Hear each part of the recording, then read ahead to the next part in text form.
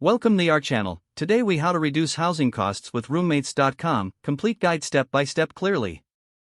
To start your journey with roommates.com, visit the website.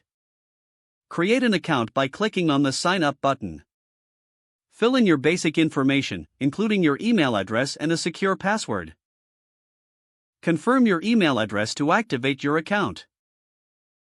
Once logged in, you'll arrive at the main dashboard.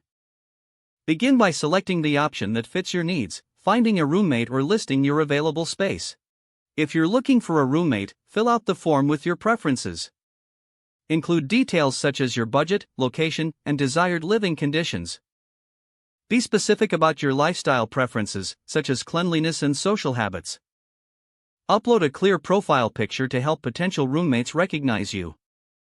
Next, browse available listings that match your criteria. Use filters to narrow down your search based on location, budget, or amenities.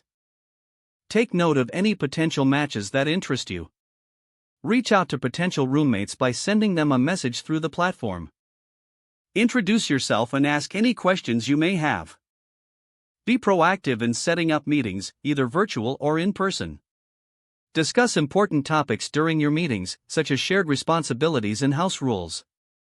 Once you find a compatible roommate, confirm your living arrangement as soon as possible. Consider drafting a roommate agreement to outline mutual expectations. Finally, ensure that both parties feel comfortable and prepared for the living arrangement ahead. By following these steps, you can effectively reduce your housing costs with roommates.com.